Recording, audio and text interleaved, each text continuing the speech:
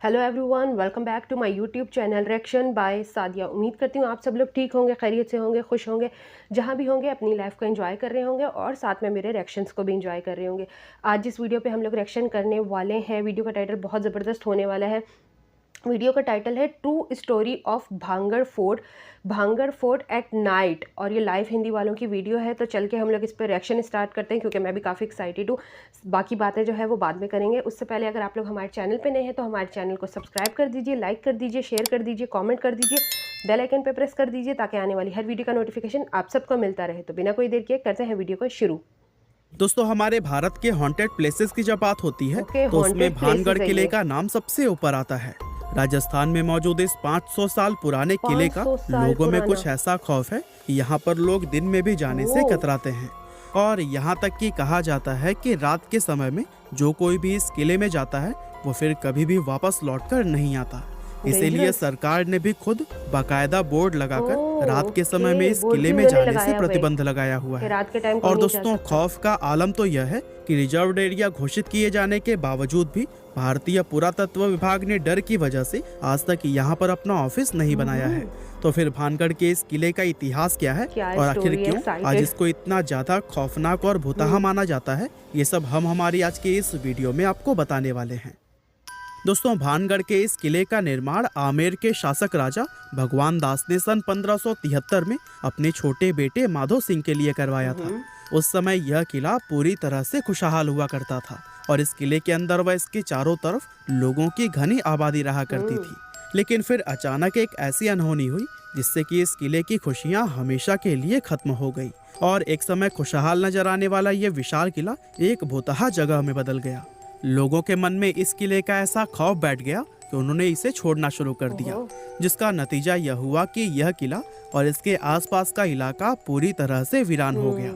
यहाँ तक कि आज भी ये किला सैकड़ों सालों से इसी तरह से वीरान पड़ा हुआ है, जो कि दिखने में बेहद ही खौफनाक नजर आता है।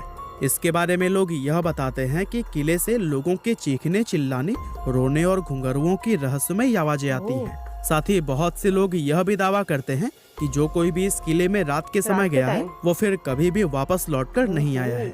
और यही वजह है कि दिन में भी बहुत कम लोग ही इस किले के अंदर जाने की हिम्मत कर पाते हैं। अब ऐसे में ये सवाल तो मन में जरूर आता है कि आखिर इस किले के साथ ऐसा क्या हुआ था कि इसको इस तरह से शापित और भुतहा माना जाने लगा। असल में इस किले के हॉन्टेड होने के पीछे लोगों द्वारा एक नहीं बल्कि कई अलग अलग कहानियां बताई जाती हैं। लेकिन उन सभी में सबसे फेमस, जिस पर लोगों द्वारा सबसे ज्यादा भरोसा किया जाता है, वो है राजकुमारी रत्नावती की कहानी। कहते हैं कि जब इस किले का निर्माण करवाया गया था तब इसमें रत्नावती नाम की एक बेहद खूबसूरत राजकुमारी रहा करती थी। उस समय राजकुमारी रत्नावती की उम्र 18 साल थी और उनकी खूबसूरती की चर्चाएं दूर दूर तक हुआ करती थी। उनकी सुंदरता की वजह से ही बहुत से अलग अलग सियासतों के राजकुमार उनसे शादी करने की इच्छा रखते थे, जिसके चलते अक्सर ही राजकुमारी रत्नावती के लिए शादी के प्रस्ताव आते ही रहते थे। लेकिन राजकुमारी ने तब तक किसी के भी प्रस्ताव को स्वीकार नहीं किया था।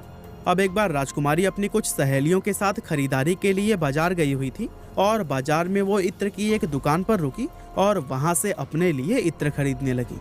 इतने में ही उस दुकान से कुछ दूरी पर खड़े सिंघिया सेवड़ा नाम के एक व्यक्ति की नजर राजकुमारी पर पड़ी। सिंघिया सेवड़ा उसी राज्य का रहने वाला था और वो काले जादू का महारथी माना जाता था।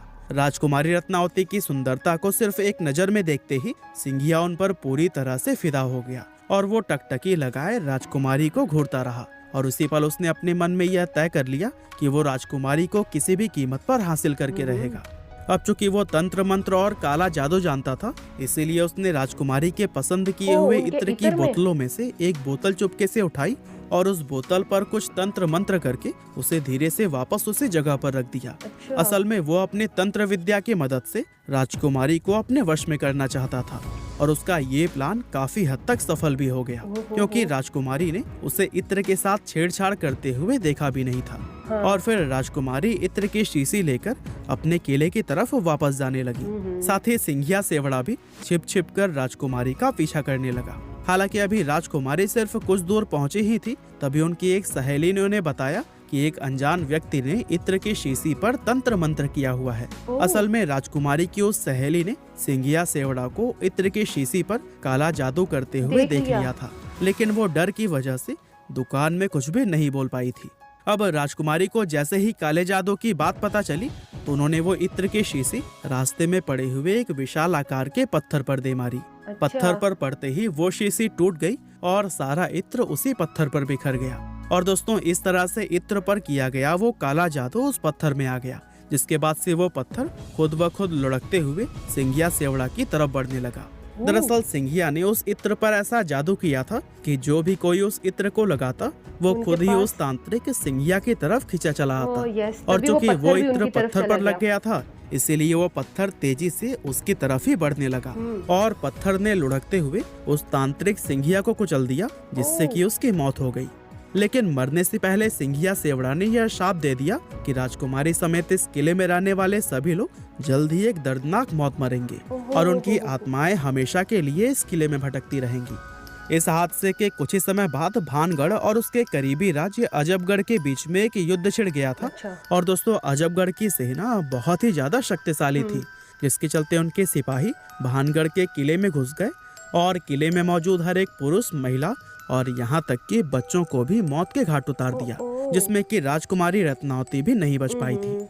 और दोस्तों कहते हैं कि इस खतरनाक कत्लेआम के बाद से ही यह किला शापित हो गया था और उस नरसंहार में मारे गए मासूम लोगों की आत्माएं किले के अंदर ही भटकने लगी थी। दरअसल किले के आसपास रहने वाले लोगों को अंदर से अजीब अजीब आवाजें आती थी और साथ ही किले की तरफ जाने वाले लोगों के गायब होने की घटनाएं भी अक्सर सुनने को मिलती रहती थी। और दोस्तों इन सभी चीजों के चलते ही किले के आसपास रहने वाले लोगों ने भी अपनी बस्तियां छोड़कर दूसरी जगह पर रहना शुरू कर दिया और देखते ही देखते यह किला और इसके आसपास का इलाका पूरी तरह से वीरान हो गया। इसके अलावा दोस्तों इस किले के भुतहा होने के पीछे एक और कहानी यह भी बताई जाती है कि जिस समय यह किला बनाया जा रहा था तब इस किले की जमीन के पास ही बाबा बालकनाथ नाम के एक साधु रहा करते थे। और बाबा को जब इस किले के बनने की खबर मिली तो उन्होंने राजा भगवान दास के पास यह संदेश भिजवाया कि वे अपने किले को इतना ऊंचा न बनवाएं कि उसकी परछाई मेरी कुटिया तक पहुंच जाए। अब राजा भगवान दास ने बाबा की उस बात को गंभीरता से नहीं लिया और जब यह किला बनकर तैयार हुआ तो इसकी परछाई बाबा बालकनाथ की कुटिया तक पहुंच गई। और दोस्तों उस परछाई को देखकर बाबा क्रोधित हो गए और गुस्से में उन्होंने श्राप दिया कि भानगढ़ पूरी तरह से तबाह हो जाएगा। और दोस्तों बहुत से लोग आज यह भी मानते हैं कि भानगढ़ किले की यह हालत बाबा बालकनाथ के उसी श्राप की वजह से ही हुई है। इसके अलावा एक कहानी तो यह भी बताई जाती है कि भानगढ़ में एक युद्ध हुआ था जिसमें कि भानगढ़ के सिपाही पूरी तरह से हार गए थे, लेकिन भानगढ़ के राजा और उनके परिवार के दूसरे लोग अपनी जान बचाकर वहां से भागने में कामयाब रहे। अब चूंकि उन लोगों ने किले के अंदर अपना काफी सारा खजाना छिपाया हुआ था, इसीलिए दुश्मनों से उस खजाने को बचाने के लिए एक झूठ फैलाया गया कि यह किला पूरी तरह से शापित है और अगर कोई व्यक्ति इस किले में जाएगा तो उसकी तुरंत ही मौत हो जाएगी। और दोस्तों इस तरह से खजाने को बचाने के लिए फैलाई गई यह अफवाह लोगों ने सच मान ली और भानगढ़ का यह किला हमेशा के लिए हॉन्टेड समझा जाने लगा। जी गाइस, तो ये थी true story of Bhangarh fort. लेकिन इसकी बहुत सारी कहानियां हैं, बहुत सारी वजहें हैं।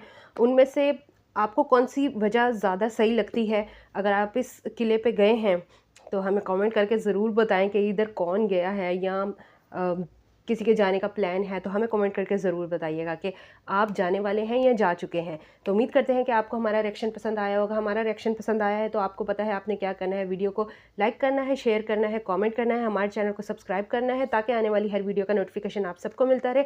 आपसे मुलाकात होती है नेक्स्ट वीडियो नेक्स्ट रिएक्शन के साथ। तब तक बाय बाय, टेक केयर।